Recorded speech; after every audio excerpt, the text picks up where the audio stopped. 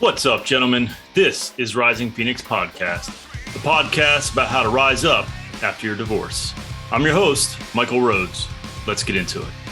Joining me today is Dr. Kate. Dr. Kate, let's just jump right into it. And why don't you tell us a little bit about yourself? Sure. Thanks so much for having me on your podcast. My name is Dr. Kate Balistreri. I'm a licensed clinical and forensic psychologist, a certified sex therapist, a pact couples therapist, and a certified sex addiction therapist. So basically, I've been working in the context and landscape of sex, intimacy, relationships, and mental health for about 16 years now.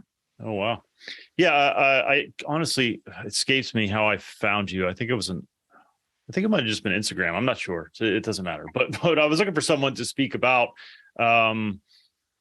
sexuality and some of the challenges around that for men after a divorce. And one of the things that I see often is that men jump into or try to jump into relationships immediately after. And I always caution against that, but I'm not an expert. So could you talk about that? Like, why is that a bad idea? Why do we do it? Those types of things. Yeah. So I think everyone has their own motives, unconscious and conscious, for why they jump into a relationship or jump into a sexual context right after a breakup. But for a lot of men, there's a deep loneliness that is felt at the loss of a relationship. And so often men are socialized to sort of not be present with their feelings, and they don't really get a lot of emotional intimacy needs met with some of their guy friends. They may not even have many guy friends that are separate from the relationship that just ended. So a lot of men unconsciously seek out partners because they get a lot of social connection. They get some intimacy needs met, and it's really the only place where they feel like it's acceptable for them to be vulnerable. So I think it's a space that offers some respite, and it also can backfire. Well, and that's I think the key to all of that, right? Is that it can, and I think often does backfire. Why is that? Why does it backfire often? Well, I think, again, I don't think that this is always a conscious process, but for a lot of men, the women that they end up being in relationship with immediately after a breakup, they're sort of seen as like a conduit to their next relationship. And so when you unconsciously think about someone as an instrument for your needs, which is kind of what that is, when that need is fulfilled, or when it doesn't fit quite right anymore to be in that relationship, it's going to start to feel really suffocating, or it can feel really disappointing or frustrating, or the other partner might feel like, man, does this person really like me for me, or are they in this because I'm their, sort of their recovery plan? Yeah. I can't ask you to speak for all women, but do women? I'm going to. Do women love that, by the way, when men speak for all of us.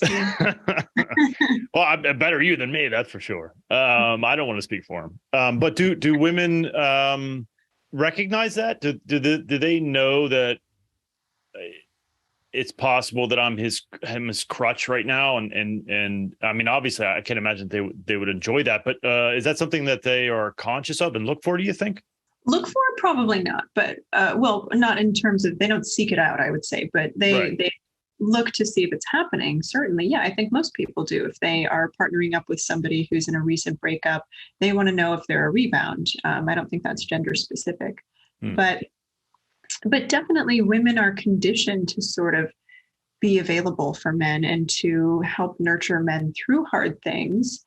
And many women will sort of see it as an opportunity to potentially develop some real intimacy. And I don't mean that in like a manipulative, conniving way. I think a lot of these dynamics are very unconscious for everyone involved. But yeah, women will definitely pick up on when they're starting to feel like they are an object, whether that's an emotional object or a sexual object, a financial object, and really sort of in service of somebody else's needs without appreciation for who they are as an actual partner. So definitely more and more people, again, gender inclusive, are getting wise to that and reevaluating the partnerships that they find themselves in. So that leads to the question, and I think there's probably a lot more here, but in my head now, I'm thinking, okay, how do I know then if I am indeed ready? Because there are arbitrary things like a year, which I think is wise. I don't think there's anything wrong with saying, hey, take a year. I see a lot of men push back and say, oh, everyone's different, which I think is really just an excuse to say, yeah, but I'm lonely and I want to go date. So what, a year aside or arbitrary dates or whatever, how do you truly know that you are ready to enact or to start another relationship? It's such a great question. And I wish there was a cookie cutter answer that would give people some sort of safety or a path forward. But we are all different, and people start grieving their relationships at different points within or outside of the relationship. So many folks who stay in a relationship a lot longer than they needed to or wanted to will grieve that relationship and feel more detached and perhaps ready to move on emotionally by the time the relationship ends. But for a lot of folks, that's not the case. So the things that I would encourage people to look for are things like, do you feel like you can really give to the relationship? Or does it feel like maybe it's a bit lopsided? Because when you're cultivating a new relationship, it's really important to ensure that it's mutual and that you're really exploring it from a place of sustainability, if that's what you're looking for. But when we're really in our grief or reactive or angry at an ex, we might sort of get into relationship to try and salve that wound. And that, backfires like we talked about. So yeah, I would look for a lack of reactivity. Maybe when you've learned something about yourself and have been able to really look at what was your part in a relationship and how whatever your part was sustained the relationship's demise. I think when we can take accountability for that piece, then we can really move forward with a little bit more grace. Yeah. So that made me think of what things would signify that you're not ready. And you mentioned one, being angry at your ex. So I'm much better, but it's been 3 years. But I still have some anger, and I'm not sure if I'm completely ready. But how do you? So besides anger, and we can delve in a little bit more. But what are other things that maybe are indications that like, no, I'm not ready at all? Well, I wouldn't say that being angry is a sign that you're not ready. I would say being reactive in your anger would be, for me, something that I would say maybe it's not time, right, to bring that energy to another person. There's more healing that needs to be done. But some other signs you asked are that people are not ready. Yeah. Yeah. If they're having difficulty staying focused, if they're still going through a lot of really intense court-related dissolution stuff or gnarly custody battle, anything that might limit your ability to be present with yourself or present with a partner.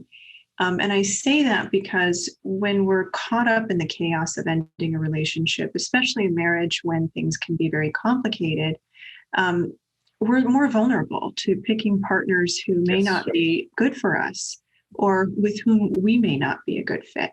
Yeah. So it's important to be able to stay more present so you can evaluate, do I like this person? Are they a good fit for me? Do we really jive, or am I just sort of like going along with it because it's convenient?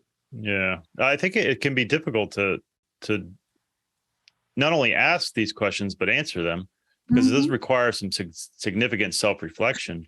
And I think oftentimes, especially men, and I also don't, as my listeners know, I don't like to generalize, but it is something that happens. We all have tendencies, but I do think that men really struggle with that self-reflection piece because it's hurtful to take on some of the blame. Now, some guys go the opposite and blame themselves 100%. I see all mixes, but I think for men to sit with feelings is really, really difficult. And so then it can be hard to know where you're really at. And I think the challenge is for men is to, and I encourage them to do it all the time, sit with your feelings, embrace them. You can't run from them. And I think that's what a new relationship, a new girlfriend signifies is just an escape route. For a lot of people, yeah, for sure. A new relationship means, see, I'm not broken. Yes. I can do this. I'm healed. I wasn't the bad guy or girl Yes. or person. Someone else likes me, so it can't have been my fault. Right? We have a lot of unconscious motivations that drive a quick rebound. But I really appreciate what you said, and that is that it's so hard to take accountability for what our part in a relationship is, especially if we feel aggrieved. Yeah. Right? Especially if Yes. you were betrayed or if your partner was abusive, and no one is responsible for their partner's abusive behavior. And looking at kind of what are the elements of my background, what are the elements of my ability to regulate my feelings or take care of myself that may have created vulnerabilities that I can better protect myself around moving forward is an important question to ask. Yeah, that makes me think. You said essentially self-soothing, right? The Yeah. ability to calm yourself, to make yourself feel okay with the world and yourself. I think that's a really important skill. And I think from my perspective, I think you need that in a relationship. Not that you can't rely on other folks, partners to soothe you at times, but Mhm. I think it's unfair. And I think men, women, whoever, I do think this is a male tendency, again, generalities, but to Mhm. rely upon the partner to make you feel better. And I think that's a heavy burden to bear for the partner, and a responsibility that perhaps here's a question. Does that Mhm. get tiresome for folks? I would imagine that it would, but I don't know. I've never heard that specifically. Oh, he always made me feel like I had to take care of him. I guess maybe I've heard that, but is that a thing? Do people get tired of being the emotional? Parent? Yeah. Yeah. Yeah. It's a whole thing. It's a really common relationship dynamic Mm. for cishet folks because of the ways that we are all conditioned to relate to our feelings and relate to each other. So your point about regulation is a really important one. Men are often, and of course I'm speaking with a broad umbrella, and I recognize hashtag not all men, but for the most part, um, men are conditioned to really dismiss away their own awareness of the majority of their emotional experiences, physiological experiences related to emotions, and really they emerge in as adults in their masculinity with kind of like just a few options. Mm. All of their emotions get funneled into anger. Yes. Shame sometimes, but that usually quickly turns to anger. Yes. And then happiness and pride, Yeah. right? So men are often conditioned away from feelings like sadness or shame or loneliness or fear, things like that. And they do look to their female partners to kind of handle and manage those emotions for them. And in a healthy relationship, that kind of co-regulation is great. It's important. We can't only self-regulate. Yeah. Right? We have to be able to co-regulate with other human beings, and our partner becomes that person with us and for us. But what happens is because so many men are conditioned away from emotional intelligence, they don't have the ability to do that with their partner. So their female partner ends up taking on the majority of that mental load and emotional labor. And that's where things start to move from two people feeling like partners to one partner feeling like a parent. And it's exhausting. And one of the most common relationship ending points that I see. So you don't think it's necessarily that there's no self-regulation on the one partner's part, the man's, we'll just generalize because it's easier right now. Okay. It's not so much that he isn't regulating his own emotions. It's that he can't handle hers. Do I have that right? It's both, right? It's for folks who have been, again, sort of socialized away and conditioned away from their own emotional experiences. Any emotion that they feel over a certain threshold in their own body can flood them. And so what can happen is that can very quickly shut them down, or they can go into sort of an explosive state, right? And so there become these very stark polarities in which a lot of men navigate their own feelings. They either totally shut down, or they can externalize and get explosive or get angry or demonstrative in some other way. Women are socialized to have more nuance, more tolerance for myriad emotions, right? So I'm not saying that men are bad at all, but the way that we are conditioned leaves men without a lot of relational and emotional skills that can be learned, but often learning them is in competition with how a lot of men understand themselves as men. So they're put into this really pernicious loyalty bind of, I'm either a man, and that means I'm limited in these ways, but that's a badge of honor, or I learned these things over here and my masculinity might be questioned. Yeah, that is sort of the rub or the challenge or whatever you want to call it. That is the difficulties I think we face today. I have my best friend in the world, Chris, who's been on the podcast 3 separate times. He and I have had this conversation that the challenges we face today as humans is definitely evolved from what we used to face, 100 years ago. And the challenges of today aren't, where am I going to get, my meal, how do I survive? Those types of questions. I think it's shifted into much more mental and emotional, and how do I deal with the things that life throws at us every single day. And I think, again, generalizing, but I think men are at a pretty big disadvantage, and it's hard to figure out. Even for me, I think I have a pretty decent grasp on the need for emotional intelligence, and I have a desire to have it. But there is that part of me that's like, that I usually try to tell that voice to shut the fuck up, but there's that, be a man, and I'm like, fuck off. But it's still, it's still there, because it's just that's how we're supposed to behave. And it can be incredibly difficult. And I see it all the time, in my support group. It's definitely, I think, I'm probably being grandiose. I have the tendency to do such things, but I think it's the biggest challenge we face as men, is that balance.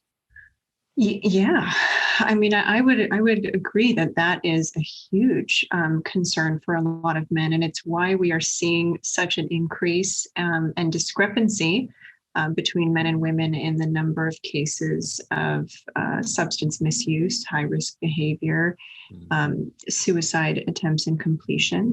These are all things that affect men with significantly higher numbers of frequency and severity.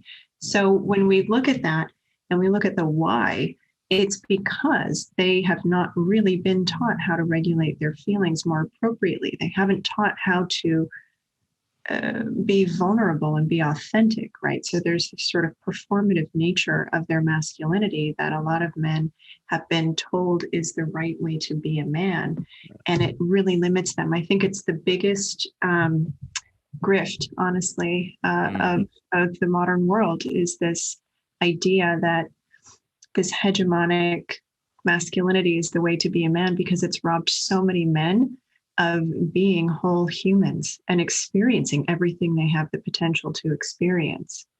Yeah, it just sometimes just makes me incredibly sad when I think about it, because I know the statistics. I know the divorce or the suicide stats. I feel like I cite them often. 38 divorced men a day in the United States kill themselves, and I just can't. Sometimes hard to wrap my head around that fact, and it's just sad. And I think I know what the answer is, but I'm going to ask you. I'm not I don't have a PhD. I don't have a medical degree. I have degrees, but they have nothing to do with mental health at all. So I only know what I know because I interview folks like yourself. I read a lot of books, and I'm obviously invested in this space that we're in. And I think essentially it's trying to save men's lives, especially men that are going through divorce. But with that said, you are an expert, I would say. You have a PhD. So what's the answer? And I know that's very such a simple question and probably a very, very large answer. But if you could boil it down, what is the answer? How do we fix this? Well, which question are we answering? Why do men, why do we kill ourselves at a higher rate? And well, I think I know the why, but what do we do about that? Why are we so bad with emotions that it leads to things like alcoholism, drug addiction, prostitution, et cetera, et cetera, et cetera, and then ultimately, unfortunately, possibly suicide? How do we fix that? I think one of the answers, it's a multifaceted answer, but one of the solutions is what you're doing right now with your podcast, right? You are holding space for men to think about these things and be more curious and more introspective and to get support from other men. And that is really such an important component of healing. I'm not sure if you saw it or if anyone listening saw it, but a few months ago, Saturday Night Live did a spoof called The Man Park. Did you see that? Yes, I did see that. Yes. Yeah. So for a lot of men listening or anyone listening, if you didn't see it, the premise of the skit was talking basically about how men are so dependent on their female partners for all of their social and emotional interaction that the women bring them to a man park so they can socialize with other men. Right. Yeah. So this is the solution, right? Is men building intimacy with each other that doesn't depend on aggression, that doesn't depend on competition, that doesn't depend on the dehumanization or objectification of women or anyone else. I don't know if you know this or not. I mean, you might know it implicitly, but there's a lot of research out there that talks about how men objectify women as a form of bonding with each other, right? And so we have to create other ways of connection between men so they can learn that they don't need to be constantly proving their virility or their competence as breadwinners or their athletic ability and agility. You know, we have to sort of move these benchmarks of masculinity around and create new goals. And when men show up and do that with each other, it's beautiful. There's so much healing, there's so much growth, and they get a lot from those connections. And then they find their romantic and sexual partnerships to be that much more rewarding. So what are those things then? What are those new goals and benchmarks? And I know I'm kind of putting you on the spot, but you know, what are some of them or one of them? I don't know. Yeah, well, I think one of the goals that I might opine is to really acknowledge the totality of your humanness, right? And that looks like building emotional awareness and intelligence, building relational awareness and intelligence, developing empathy for themselves and for other people, and really looking at the ways in which they've been socialized to perform, right? I think a lot of men are told you have to do, you have to win, you have to make money, you have to drive this car, you've got to do all these things, and then you'll be man enough to do what? I don't know, to get a woman, to prove yourself. Right. So we've got to take away all of that like precarious, performative attachment to masculinity. If you identify as a man, you're a man. Yeah. Right. Yeah. And really, I think it's about creating just a more holistic humanness within. Is it, I don't know if it's devil's advocate, but I'm going to, because I agree with you, but I also hear maybe it's that voice in my head, or maybe it's the thousands of other men that I've seen throughout my time in doing this. Is it a question of being more feminine? Well, herein lies the trap, right? Herein lies the trap of this patriarchal conditioning. Yes. We have assigned certain traits to be masculine or feminine in the constructs of gender. So what does that mean? It means that over time we've conflated anatomy with a prescribed set of roles. And if you really look at the history of the human condition, this is a fairly recent phenomenon, especially in its rigidity. So today, this sort of binary experience of gender is just really forced, and it creates fear when we have only two options of how to think about ourselves and how to be in life prescribed by these rules that are totally made up. Then there's a lot of fear. If I'm not this, then I'm that. And when there's so much misogyny and hatred toward women in the world, fear of women, prejudice against women, then becoming like them is a terror for folks who have been told they're bad. So I think we need to really stop gendering activities too, right? Women are smart, women are successful, women are patient, women are all these things, as can men be, as are men, right? And so when we really stop to think about what are these ideas of masculine and feminine, and what is our attachment to them, there's more freedom to live a more integrated experience. No, I hear what you're saying there. It's again, I don't disagree, but I think it's kind of fighting against hundreds of years of condition. Yeah. Well, I might invite you or anybody who's kind of, chewing on this or having a reaction to what I'm saying, which I totally, I get it. It's hard to challenge the things we've been told are truths. But I might invite you to think about, instead of using the language masculine and feminine, substitute masculine with active and feminine with passive. And I'm not saying that those things are true, but if we look at the polarities in that way, we all have more passive parts and more active parts of us. Yeah. We all have, we need to survive. Yeah. We have to have a passivity to fall asleep. We have to have activity to wake up, right? And so when we look at the ways in which everyone can and does espouse these polarities away from gender, we start to look at like the function of those behaviors and ideas. It's more accessible to possess them. Okay, so besides anatomy, is there a characteristic, a personality trait that we can say is that, oh, that's a masculine thing, or that's a feminine thing? Because I'm just curious. I think where I'm going is no, and just be whoever the fuck you want to be, right? I mean, but perhaps there are some things that are. I'm trying to, look at all sides, I guess. Yeah, I think this is a really complicated conversation, and it's a nuanced one. So I would be hesitant to just, blank slate say yes or no. But what I would offer is that there are, how do I want to say this?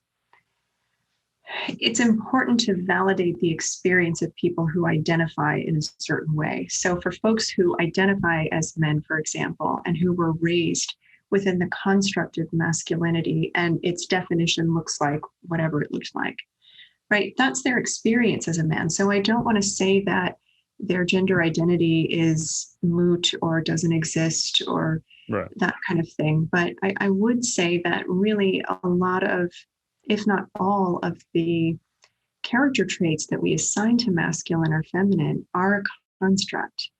And we've been conditioned to perform in those constructs for, a ridiculously long time. Yeah. But they're not necessarily our organic truth. I always I say this often when I do these things. I'm always thinking about what we talk about. So sometimes I have to take a pause and sort of like try and figure out what did I just hear and how does that apply to me? And you're right. This is nuanced and could probably go on for hours and hours. And wasn't the it's probably, I think it was part of the intention, but it wasn't. I didn't want it to be the focus. Not that that's a bad thing, but we did get kind of a bit off track, but that's okay. That happens all the time. Rabbit holes, as I say. So let's steer it back to what was part of our original, was part of the pre-interview. And that was why I originally was looking for a sex therapist. Specifically, a listener reached out to me and said, hey, I'd really like it if you could bring on someone to talk about performance issues, sexual performance issues, erectile dysfunction, whatever we want to call it. And I think it's the context is I'm just getting back out there dating and I can't get it up, for lack of a better, more eloquent description. What is happening when that occurs? Like, what is the reason, medical issues aside, what's going on up here? Sure. So if we control for medication issues and medical or biological issues, a lot of the psychology behind erectile dysfunction is around anxiety. Sometimes it's around a lack of interest, but usually it's around anxiety. A fear of, will I be enough? Or Will this be fun for this person? Sometimes when we're just getting out of a relationship that was really meaningful, it can also feel a little bit like a betrayal to sleep with someone else. And so sometimes our anatomy communicates that to us by refusing to participate. So, it can be about a lot of things: grief, sadness, depression, anxiety, fear, guilt, maybe a little shame sometimes too can underlie. I think it calls back to one of those signs, right? That maybe you're not ready. Potentially, but also, I mean, we do heal in relationship too. So we can only do so much healing on our own. And then the rest of that has to happen in a relationship, because when we have relational wounds, it's not a solo journey after that to kind of put ourselves back together. I struggle with that one because, and I'm not saying it wrong. Clearly, like I said, my degrees aren't in any of these things. So, but I struggle with that because I feel like that's, and I don't even think you're wrong, because I think there are certain things that, I don't know if it's healing. The way I view it is, there are certain things that I don't know that I've fixed or improved or worked on because they're relationship-anal, is that a fucking word? Issues. And so I just made it up. And so I don't know where I'm at because I'm not in a relationship. So, but I don't know if that's the same as healing. I think it's sort of a check for me to be like, okay, that I've learned that skill, or I've unlearned that skill, or whatever. I hear what you're saying. I'll clarify what I meant by that. When we have relational injuries, right, like broken trust, for example, or feeling hurt or just really aggrieved in a relationship, when things go sour, it can sometimes impair our ability to have confidence in a new relationship, trust in a new partner. And so there's only so much we can do on our own to assuage those fears or address those wounds before we have to take the risk to be in relationship again. And it's only when we are willing to sort of do that and we have a reparative experience that we can kind of address the whole picture of that earlier injury. And I would guess you would need to be pretty open about that, right? Because how could you heal, or how could they help you heal trust, for instance, if you're not honest and say, hey, you know what, because of this last thing, I have this thing. Isn't it? I mean, I think that's important in relationships in general. We all say that, communication, but I don't know how much we actually practice it. But isn't that an important part of it as well, where you have to say, like, this is where I'm at? Because I know I think that's essential. I do too. I agree wholeheartedly, right? When we can be transparent about what our feelings are, what our tender parts are, what our needs are, we stand a much greater chance of cultivating the kind of relationship that we want and weeding out partners who aren't going to be able to meet us there. Mm-hmm. So I see it as a necessary part of trusting yourself in a new relationship, to communicate with a partner and say, hey, here's where I'm at. And I would love if we're on the same page. And if we're not, I honor myself and you enough to back away. This stuff is just, it tickles every bone in my body. I love these topics. I think it's essential to having healthy relationships to really ask these questions of yourself and look at where you're at and understand yourself, so that, guys, we don't want to do this again. Like, divorce rates for second marriages are 67%. Yeah. I have no interest in doing it again. There's people, of course, are like, I'm never getting married. I don't know, maybe whatever. But I do know that if I do, I don't want to repeat the same mistakes. I don't want to have the same outcome. And so I think these conversations are really important, because I don't know that men hear these things. I don't know that they even consider some of these things. And I think it's, if you don't want to repeat it, you can't do the same things over and over. The literal definition of insanity: doing the same thing the same way and expecting different results, right? And we're all guilty of it. Oh, for sure. Yeah. Well, and especially when I shouldn't say especially, but at times when a relationship ends, you're like, oh, it was her, it wasn't me. Yeah, I just need to find another one, right? And then you find another one, and you're like, oh, it's the same thing. All women suck. Like, come on, man. But anyway, so we also talked about something you brought up, and I am a complete novice. We'll say I'd be nice to myself on this particular topic. It's something that you wanted to discuss, and so I'm not even sure if I have it correctly. The Madonna-Whore Complex, is that? Yeah. Okay, Yeah. so that's something you wanted to bring up and discuss because you felt it was relevant, and I am all ears. So let's discuss. Let's talk. Yeah, well, for your edification, for anybody who's not familiar with that complex, the Madonna-Whore Complex, or sometimes the Madonna-Whore dichotomy, is what it's called. It exists in a sense that the men who experience it often see women as being either someone they can love and respect and partner with, or somebody with whom they can be sexual, but they don't have to care about them. They don't have to worry about their feelings or really even consider their experience at all. So this sort of extreme bifurcation of how women are experienced and considered and thought of can become really amplified after hard relationship breakups, because at its core, it's about objectification, right? And some women become an object through whom I seek redemption or love or care or worthiness. And other women become a vehicle for my guilt, my shame, my destruction, my lack of empathy. They get all the parts of me that I think are not okay to bring to this person I love. And so it can create a lot of hard relationships and tough moments for folks. I work with so many men who struggle with this and don't know how to integrate loving and fucking with the same person. Isn't it man, I had something there. It's kind of a callback to some of the earlier stuff, and in that it's, again, I think an inability for men to figure out how to integrate and regulate emotions. So it kind of, if they don't deal with it, then they can separate, if that makes any kind of sense. I think what I'm trying to say is it's the inability to really deal with emotions. So you can sort of hate. Oh, that's what I was going to go with. So you can hate women because you're angry and you can't deal with your emotions. So you go to hate, and so you hate women, and that's easier, but you kind of need them. Right. And so then you don't, it's almost like you're at war with yourself a little bit. Right. Totally.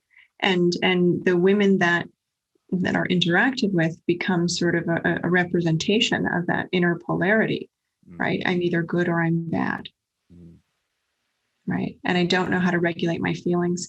All of us, throughout the course of our development, experience that sort of black and white, good or bad. We call it object relations. So we sort of learn about who we are based on the ways that we interact with caregivers. And before we understand that our caregivers are whole human beings with a whole complex experience of their own, we just see them as people who give us a bottle or food and change our diaper when we need it, or people who don't. And so it creates this sort of internal experience of bifurcation or a dichotomy. And so when folks don't learn how to humanize themselves properly, coupled with systemic ideologies about women and men and how they're supposed to relate to each other and all the things that we've been talking about, women are sort of seen as this like perpetual good breast or bad breast, right? Is there a flip side to that? Is there a female version, so to speak, if you know what I mean? That's a good question. Definitely women can see men in polarities too, and in black and whites, but it's just not risen to the level of systemic observation that we see with men, and the degradation that can come with seeing women as sexual and therefore bad and not respectable, and all of the things that go with the perpetual sex shaming of women and implicit demands that women remain pure and good in order to be respectable. Pure, I'm putting that in quotes. Right. It's such a dangerous term. Yeah, for sure.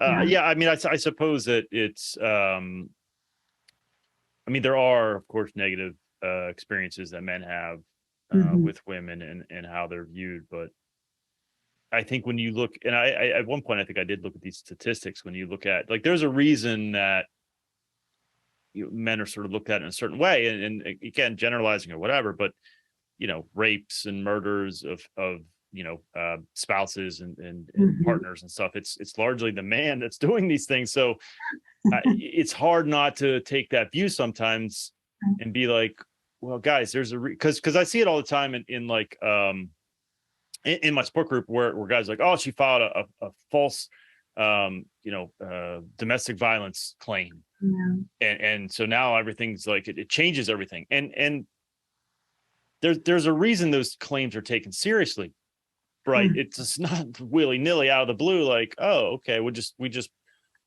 there's no reason for us to believe her. Men haven't done shitty things.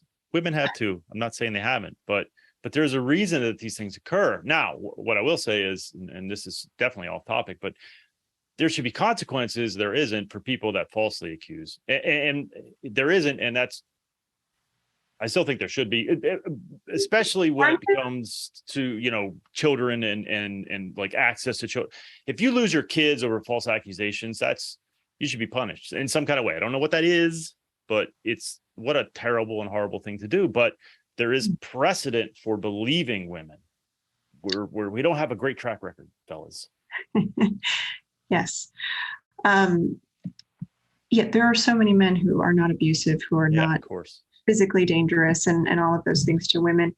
And the men are responsible for so much of the violence that occurs toward women. Especially, I was surprised to read that.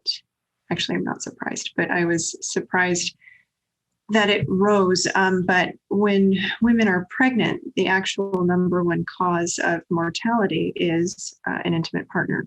So there's just so much violence against women. And the more vulnerable they are, the higher the violence is most of the time. So there is good reason for women and the legal system to really take even the smallest of boundary infractions seriously, because it can so quickly escalate. And no one really knows until they get there if it's going to be them. I used to work in multiple prisons, and I've worked with many men who have been abusive to their partner, and some of those instances have resulted in homicide. Others have resulted in other forms of intimate partner violence. And I can't tell you how many of them didn't see it coming inside of themselves. They didn't know. Wow. They didn't know they were capable of that. How? Wow, I feel like we fell into a large rabbit hole. How in the hell did you do that job? Like, What do you mean? well, especially as a woman, like how could you? I mean, you're there to help, but like the premise in which you're, and I don't know the exact details here, but being around that, being a woman, Mm-hmm. I mean, you're obviously a very smart person. You have the ability to understand. It's just that there's probably some reasoning behind what they did, shitty childhoods, et cetera, et cetera, et cetera. But still, there's what the desire to help those people. How did you find that? How did you like How did I find the desire to help them? within you? Yeah, those particular gentlemen who did these particular things. Well, I have the radical belief that all human beings are human beings, right? And none of us are created in a vacuum. True. So we have to humanize each other. Mm. And I do not condone any abusive or violent behavior. No, Let me of make course. that very clear. Yeah. But my personal philosophy in the work that I do is when we can understand what compels violence, when we can understand what compels some of the destructive behavior in human relationships, we have a better likelihood of preventing future violence. Yeah, so for me, it's sense. all about let's try to reduce recidivism. Let's try to improve relationships. Let's try to create preventive medicine, psychological medicine that helps people heal the earlier wounds that contribute to increased violence and panic. So that was my reason for doing it. Did you find that and if this is too personal, whatever, we can definitely switch. But I'm just curious, was that who you always were, or did you develop that like through the course of life, through the course of school? Like, is that just who you are? Well, again, none of us are born and created in a vacuum. So obviously, the things that I've been through in life have influenced how I see human behavior. But what I'll say is that I've always been somebody who's been fascinated by true crime documentaries. I really have always wondered, how can people do these things to each other, especially the people they claim they care about? So growing up, I think I've seen every episode of every Law and Order and pretty much every show on Investigation Discovery. And just I'm always curious about how things escalate and what could have been done to prevent that. So it made sense for me to go into forensic psychology and really try to deepen my understanding and try to impact that progression. So what, here's $1 million question. What's the answer? Like, how do you prevent those things? That's probably not a fair question, but well, it's I mean? It's a complicated question, but I'm going to say something that probably will make me unpopular on your podcast. But really a huge component to reducing violence is changing the definition of masculinity away from this sort of traditional hegemonic toxic masculinity that contains in it a lot of the conditioning that creates that like vulnerable steam valve in folks. And then it's a question of looking at what are the systemic implications that need to change in addition to that. So it's about providing sex education, providing education that is really competent in general, emotionally intelligent education, and focusing on developing those skills early in our children's development and universally, right? If we just have a couple of families in a school that are really keyed into emotional intelligence, and then they go to school and that's not something that's taught, it won't catch as much. So when we have that as part of our curriculum, I think all of those things combined can really help. Oh, I couldn't agree more. And I honestly, I think the men that listen to this podcast are looking for answers, and they are open to any of those answers. And I think the men that are just pissed off at the world and hate women, they're probably not listening anyway. So honestly, because they have it figured out, and the answer is women suck.